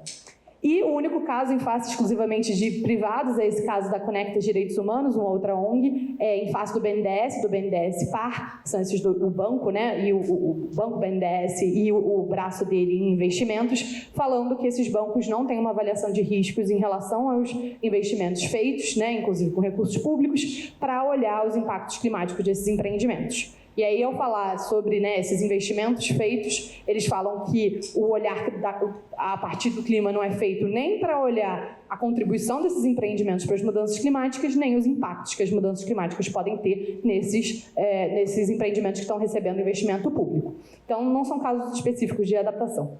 Quando a gente vê a questão da adaptação um pouco mais presente, normalmente são casos centrados em questões urbanísticas. Eu também trouxe aqui alguns exemplos. Por exemplo, aqui no Rio de Janeiro, a gente teve um caso do MP em face do município de Niterói, que discutia um estudo de impactos de vizinhança em Icaraí, que é um bairro, né, que é voltado à praia e tem toda uma discussão sobre o aumento do nível do mar e como os impactos das mudanças climáticas deveriam estar sendo considerados na construção de novos prédios e a possibilitação disso a partir do município, né, criar esses estudos considerando a questão climática.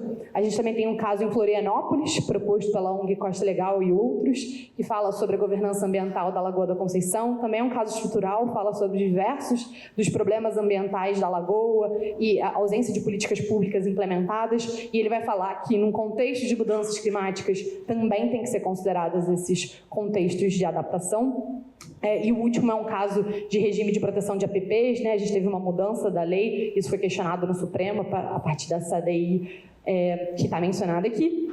E o último são os casos de desastres, que aqui os exemplos são exaustivos, só tem esses dois mesmo. Então é interessante que até dentro da adaptação, né, claro que é um tema bem amplo e tem diversos desdobramentos, a questão dos desastres é a menos mencionada. Então o primeiro foi o caso proposto, inclusive, em nome do Rio Doce, em face da União Federal, o Estado de Minas, em relação ao desastre de Mariana, e esse é o único caso que, de fato, teve alguma menção expressa às mudanças climáticas, muito mobilizando as normas de adaptação, as normas de planejamento de defesa civil ou outras normas climáticas também para falar sobre essa exigência de atuação do poder público.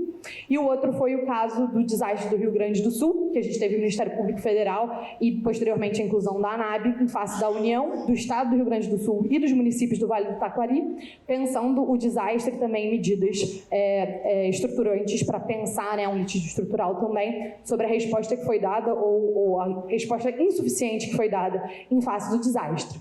Então, eu acho que, para concluir, um pouco a reflexão, agradeço, deixo meu contato, mas um pouco essa reflexão de o quanto esse tema é pouco abordado nos litígios climáticos brasileiros. A gente sabe que o Brasil é um país muito vulnerável aos impactos das mudanças climáticas, então, a estranha omissão dos desastres no contexto mais amplo da litigância climática no Brasil. Muito obrigada.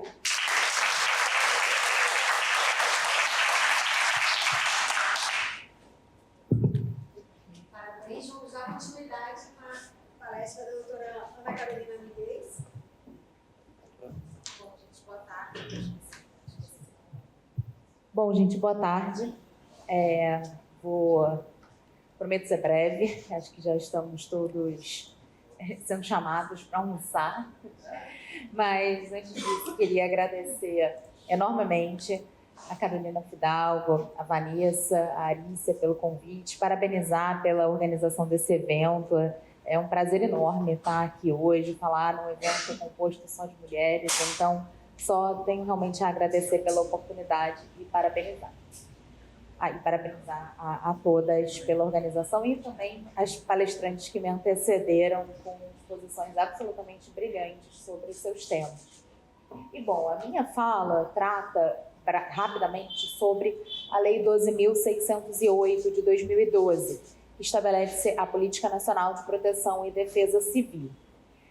Antes disso, a minha fala, para tratar, na verdade, dessa lei, a minha fala vai ser dividida em duas partes, mas antes disso, só pulando aqui rapidamente, a gente vai passar por esses dados bem rápido, prometo, mas antes disso, é importante estabelecermos do que estamos falando quando falamos de desastre. E para isso, a Lei 12.608 traz uma definição legal de desastre, que é o resultado de um evento adverso, de origem natural ou induzido pela ação humana, sobre ecossistemas, populações vulneráveis que causam significativos danos humanos, materiais ou ambientais e prejuízos econômicos e sociais. Portanto, o desastre é um evento adverso derivado de causas naturais, como, por exemplo, uma enchente, uma inundação, ou eventos ligados à ação antrópica, como nós tivemos aqui o exemplo na fala da doutora Vanessa, em que houve uma ação humana que contribuiu para os eventos de Minas Gerais. E esses eventos precisam causar danos e prejuízos significativos para pessoas, para o meio ambiente, para ecossistemas, para que seja, então, considerado um desastre. Então, quando falamos de desastre, pelo menos do ponto de vista da Lei 12.608, é desses eventos que estamos tratando. E feita, então, essa definição, eu passo, então, a parte mais geral da minha fala, que são alguns dados a respeito de desastres no Brasil, dados que foram coletados tanto junto à União, quanto a partir de estudo realizado pela Confederação Nacional dos Municípios.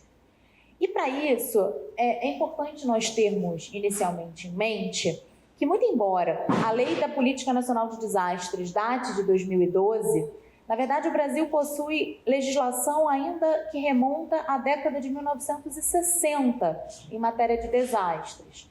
Nós temos aqui, a título de exemplo, a Lei 3.742, que desde 1960 já tratava do auxílio da União aos entes subnacionais para combater calamidades, e cito ainda, em 1969, a criação de um Fundo Especial de Calamidades Públicas, do FUNCAP, por meio do Decreto-Lei 950. Além disso, o Estado da Guanabara, hoje parte do Rio de Janeiro, foi o primeiro estado do Brasil a estabelecer uma Secretaria de Defesa Civil, ainda em 1966. Portanto, muito embora a grande maioria da legislação que nós temos em matéria de defesa civil date já dos anos 2000, já desde a década de 60 do século passado, havia algumas iniciativas nesse assunto ainda que embrionárias. No entanto, a Lei 12.608 de 2012 foi inspirada, sobretudo, a partir da ocorrência de 3 grandes eventos que marcaram a história do Brasil em matéria de tragédias climáticas, acontecidos nos anos que antecederam a edição dessa lei. Primeiro, em 2008, nós tivemos a tragédia do Vale do Itajaí, em Santa Catarina, com 1 milhão de pessoas, 1,5 milhão de pessoas afetadas, mais de 100 pessoas perderam a vida. Em 2010, nós tivemos uma outra tragédia climática em Alagoas e Pernambuco, também com 1,5 milhão de pessoas atingidas e 44 mil pessoas desalojadas. E em 2011, nós tivemos uma das maiores tragédias naturais do Brasil, a tragédia da região serrana aqui do Rio de Janeiro, que vitimou 916 pessoas, deixou 345 desaparecidos e mais de 30 mil pessoas desabrigadas. Esses eventos deram origem a uma parte significativa, inclusive, das demandas que a Tamar hoje falou aqui logo no início sobre litígios estruturantes. Então, os entes federativos envolvidos nessa tragédia, até hoje, seguem adotando uma série de medidas para oferecer respostas e prevenir novas ocorrências daquela magnitude. Até hoje nós estamos aqui lidando com essa tragédia e uma das respostas legislativas foi exatamente a Lei 12.608 de 2012, editada no ano seguinte, que estabelece esse sistema de defesa civil. Isso significa que a situação da defesa civil no Brasil foi magicamente resolvida? Certamente não. Nós temos alguns dados de 2020. O Brasil tinha 1.600 municípios com risco geológico, cerca de 1 milhão de residências e cerca de 4 milhões de pessoas vivendo em áreas de risco. Além disso, essas áreas de risco se referem, sobretudo, a riscos de deslizamento e riscos ligados a processos hídricos, como enchentes e inundações. A distribuição entre elas varia de acordo com a região do país, mas aqui na região sudeste, onde nós estamos, 71% das áreas de risco se referem a riscos de processos hídricos. Além disso, pensando numericamente, de 2013 a 2023, houve um aumento de 60% dos desastres naturais notificados no Brasil, e aqui já foram excluídos os dados de emergência e calamidade relativos à Covid-19, que nós estamos falando de tragédias naturais e não sanitárias. E, portanto, a gente vê um aumento ao longo dos anos da quantidade de decretos de emergência e calamidade pública. Pensando em termos numéricos, no Brasil houve 64 mil decretos de calamidade e emergência entre 2013 e 2023, divididos aqui por todas as unidades da federação, mas a soma geral chega a quase 65 mil declarações. E pensando também ainda em números, entre 2013 e 2023, mais de 2.600 pessoas perderam a vida em desastres no Brasil inteiro, e aqui a gente não está contando a tragédia da região serrana de 2011, porque esses dados são de 13 a 23. Na região serrana foram mais de 1.200 pessoas, a gente tem o tamanho da magnitude e do tamanho dos desafios que os entes federativos enfrentam para oferecer respostas a essa tragédia. E em termos de números totais de afetados, nós temos um dado curioso de mais de 400 milhões de pessoas, o que dá 2 vezes a população do Brasil. Ou seja, é como se cada brasileiro tivesse sido vitimado 2 vezes. Não, obviamente, uma vítima fatal, mas tivesse sido desalojado, desabrigado, perdido da sua casa, enfim. Claro que a gente sabe que essas tragédias não se dividem de maneira igual, então há pessoas que foram vitimadas múltiplas vezes e outras que não foram nenhuma. A doutora Vanessa falou aqui também sobre racismo climático e esses números claramente refletem isso. Pensando agora em prejuízos materiais, o Brasil teve 640 bilhões de reais em prejuízos com desastres climáticos entre 2013 e 2023. E esses prejuízos estão, sobretudo, na agricultura, 42% dos prejuízos, mas também na pecuária e em instalações de saúde, que é particularmente grave. Mas bem, passando então a segunda parte da minha fala e tratando um pouco da Lei 2.608, das respostas que ela pretende oferecer para esse cenário de crescimento dos desastres naturais do Brasil, nós temos, no primeiro eixo, a criação do Sistema Nacional de Proteção e Defesa Civil, o SINPEDEC, criado por essa lei e composto por um órgão consultivo, um órgão central e pelos órgãos regionais dos estados e dos municípios. O órgão consultivo, inclusive com atribuição de estabelecer normas para o cumprimento desse sistema, para a implementação desse sistema e fiscalização desse sistema, é o Conselho Nacional de Proteção e Defesa Civil, que faz parte do Ministério da Integração Nacional e é composto por integrantes da União, dos estados, DF, municípios e também da sociedade civil. Portanto, ele tem um elemento de participação social, ao passo que o órgão central responsável por coordenar esse sistema, também dentro do Ministério da Integração Nacional, será a Secretaria Nacional de Proteção e Defesa Civil. Essa funciona no âmbito da União mesmo. E, além disso, nós temos os órgãos estaduais e municipais de defesa civil. Além disso, a Lei 2.608 vai estabelecer também a Política Nacional de Proteção e Defesa Civil, que tem como algumas diretrizes a atuação articulada entre União, Estados, municípios e Distrito Federal, e ainda uma abordagem sistêmica voltada, sobretudo, para prevenção, planejamento e participação. Aqui a gente já consegue observar um dos principais desafios dessa norma, que é justamente a necessidade de coordenação institucional, coordenação federativa entre os entes envolvidos. A lei estabelece competências bastante delimitadas para a União, para os estados e para os municípios. Em vez de optar por um regime de competências residuais, como, por exemplo, faz a Constituição em relação aos estados, a Lei 2.608 define o que compete aos estados, à União e aos municípios.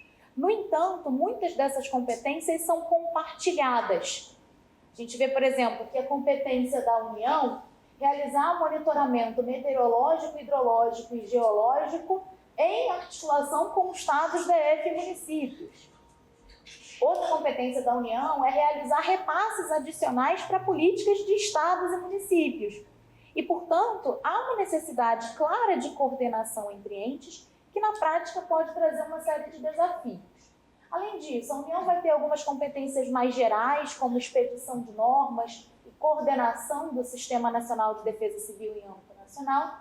E ainda, a União tem a competência de instituir um Plano Nacional de Proteção e Defesa Civil.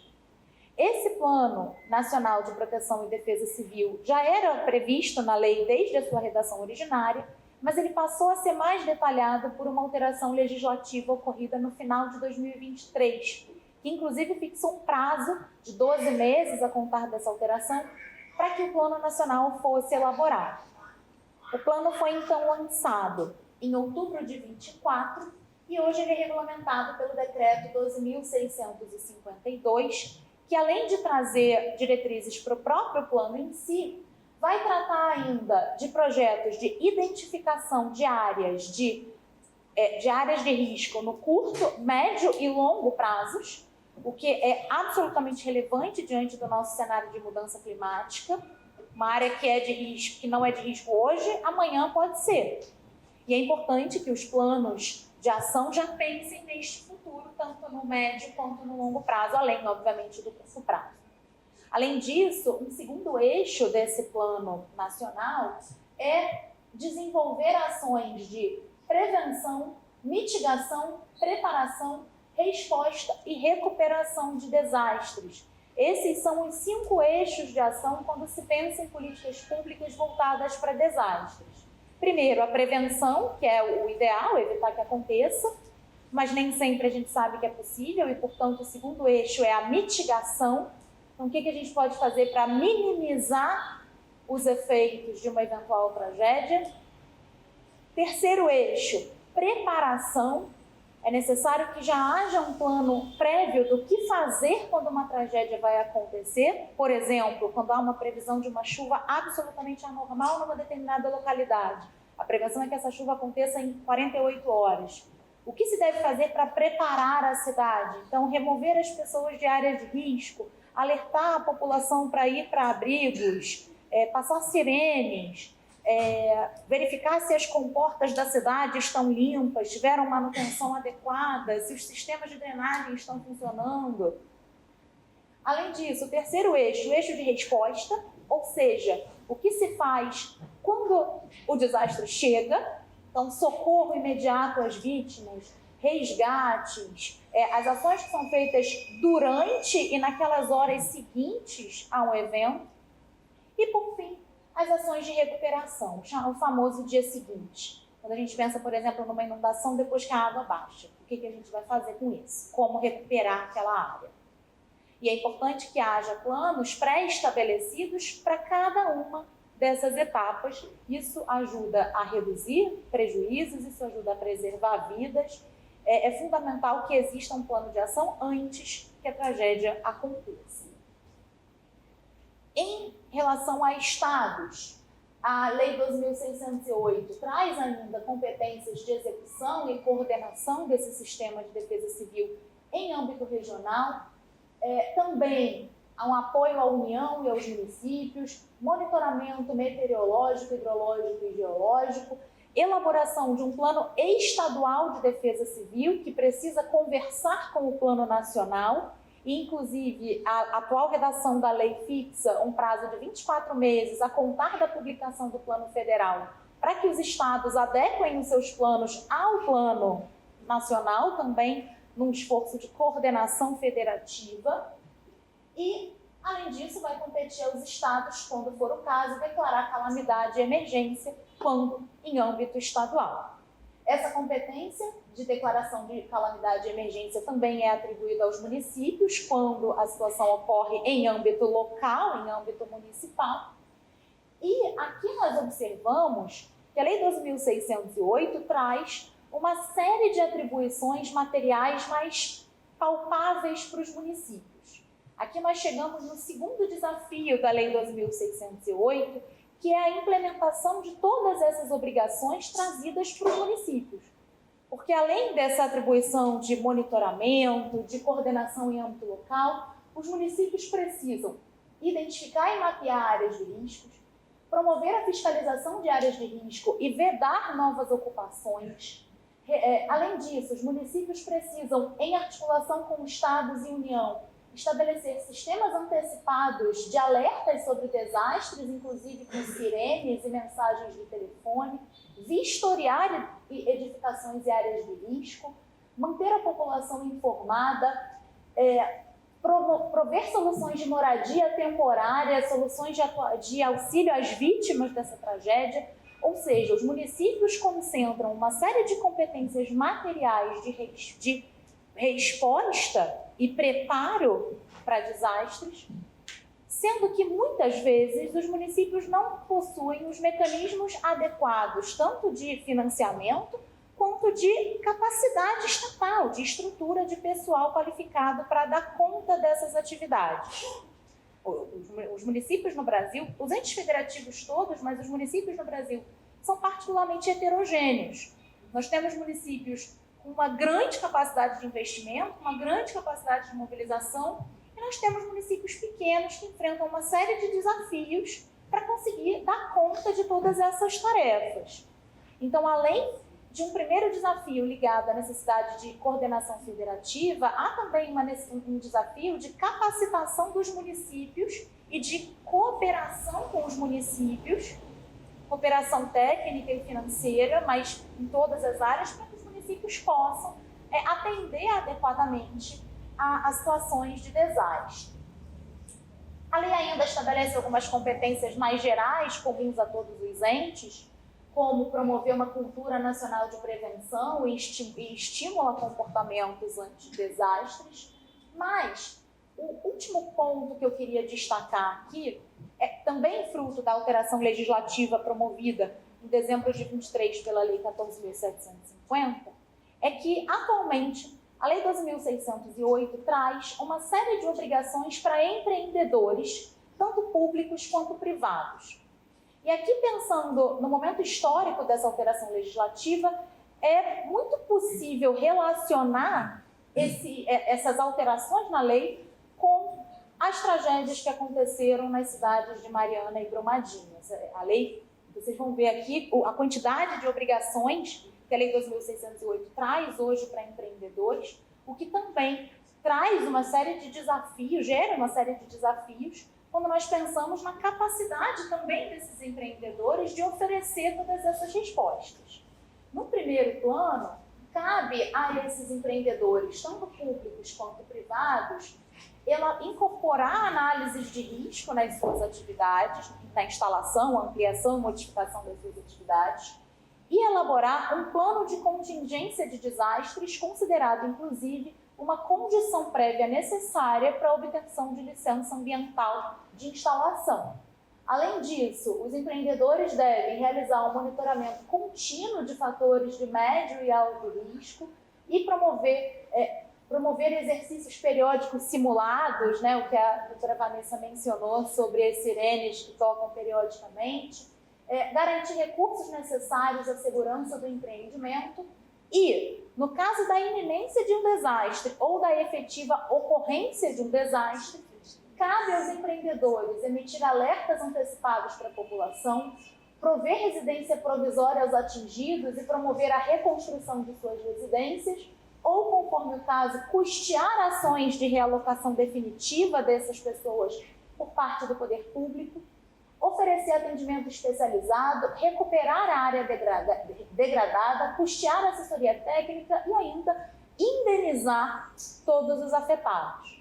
Portanto, obrigações muito amplas e muito duras para empreendedores que lidam com riscos de desastres. Obrigações que, claro, fazem bastante sentido do ponto de vista de quem causa o risco. No entanto, quando nós pensamos no financiamento dessas obrigações, temos aqui ainda alguns desafios de implementação, principalmente quando pensamos em empreendedores que não têm o mesmo vigor financeiro, o mesmo vigor técnico dessas grandes empresas, por exemplo, das grandes mineradoras do Brasil. E para terminar, a própria Lei 12.608 traz essas preocupações com financiamento, prevê, por exemplo, que a União pode conceder linhas de crédito específica para ações voltadas para desastres. Além disso, a União pode também conceder incentivos para que municípios adotem políticas públicas, mas é necessário expandir e pensar em mecanismos de financiamento que consigam efetivamente fazer com que tanto o poder público quanto agentes privados consigam dar conta de todos esses desafios, e a gente sabe que eles estão só começando. Bom, pessoal, era isso. Muito obrigada.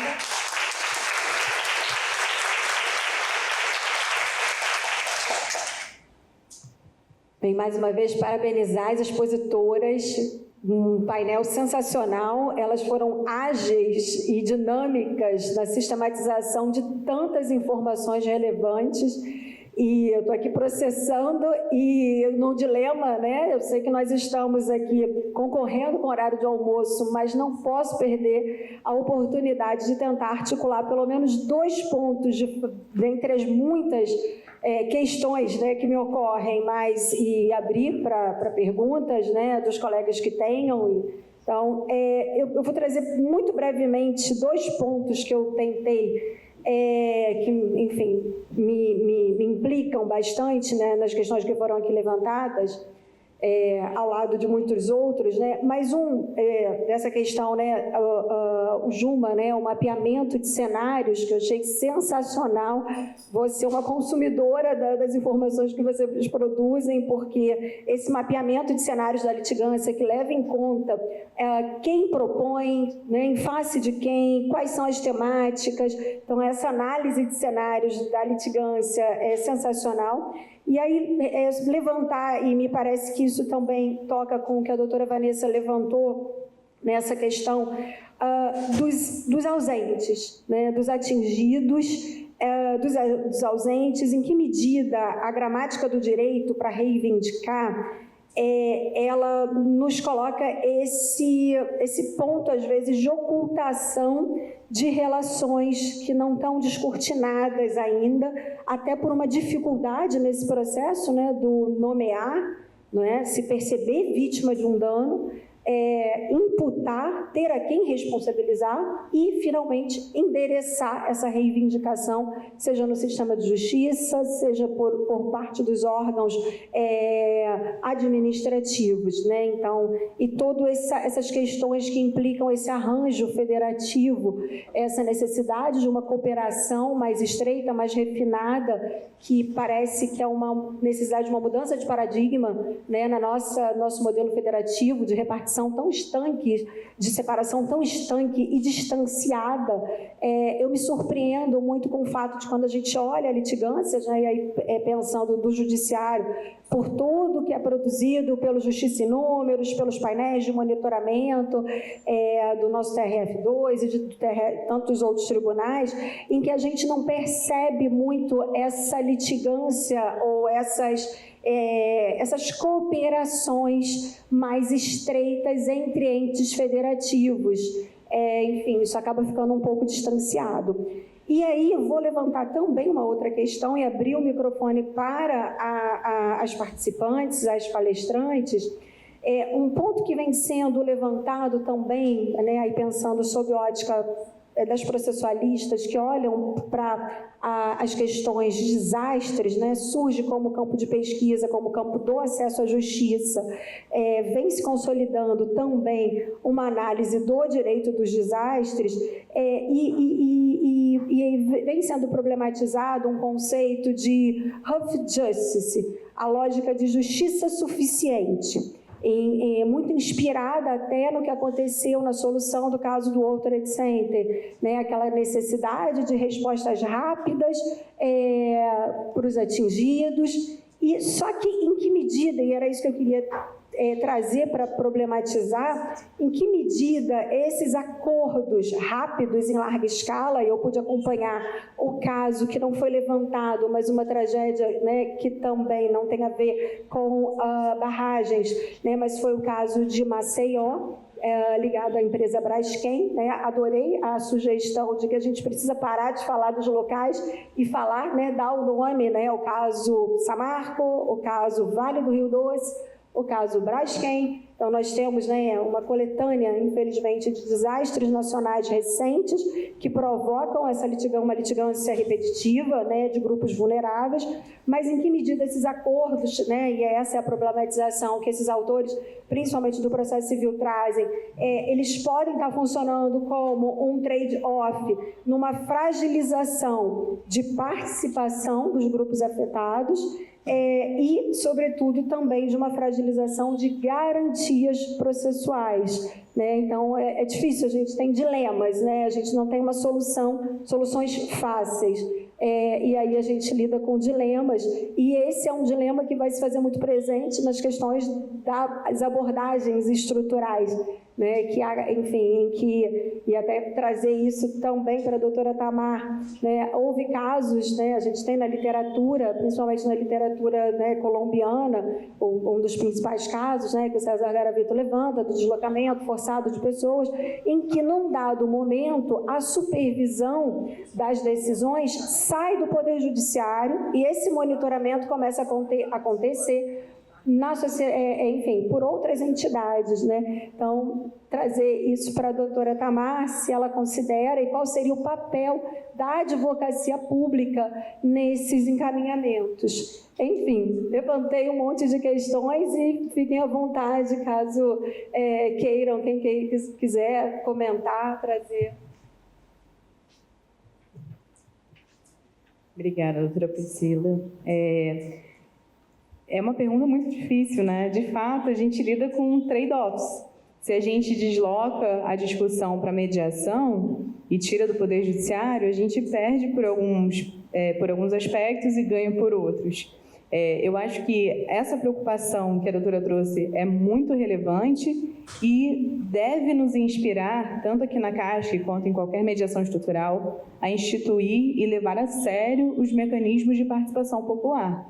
A gente previu aqui na CASC a participação de Amit Curi, para que haja representação da sociedade civil nas questões mais sensíveis.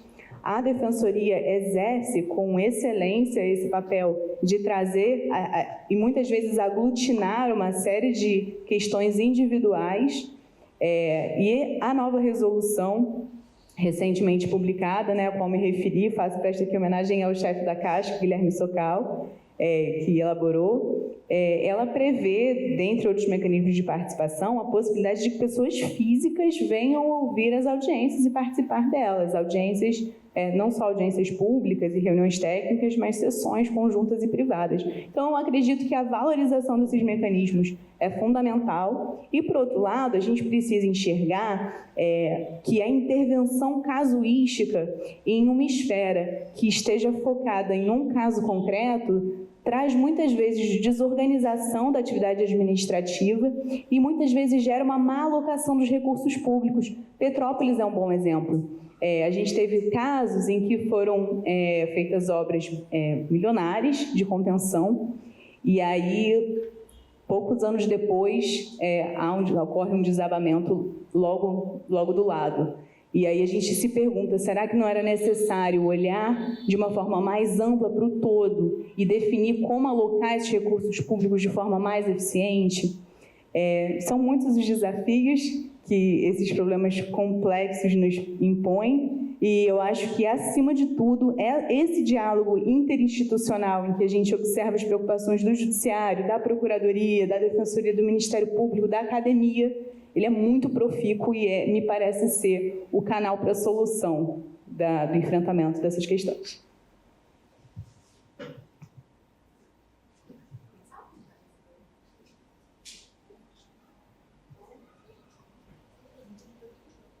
Então, vamos abrir para perguntas. Alguma pergunta?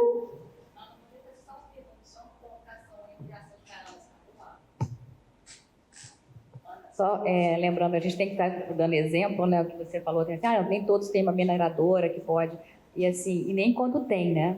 Porque a Fundação Renova ainda não indenizou, né, adequadamente aquelas pessoas, inclusive na época do auxílio emergencial, ela entrou na justiça para parar de pagar as indenizações mensais porque estavam recebendo auxílio emergencial. Só. Então, até isso. Excelente, são muitos desafios, né? E, enfim. Bem, mais uma vez parabenizar, agradecer, e acho que a gente pode encerrar o painel, né? E retomar às 2h30. 2 horas! Gente, muito bom, muito boa tarde, né? Obrigada por quem pôde... Oi? Tá 2h30? Acho que é 2 horas. 2 horas. Não, se não. Sim. São as palestrantes. A próxima mesa tem a Embargadora Federal, Carmen Silva Arruda. Temos uma participante online, porque ela está grávida de 38 semanas, ela não pôde vir para o Rio de Janeiro. E a Késia, eu acho melhor você comer um salgadinho. Não, vamos atrasar um pouquinho para dar tempo de fazer um lanchinho, mas a gente não pode atrasar muito porque tem hora para acabar aqui também, senão a gente não consegue...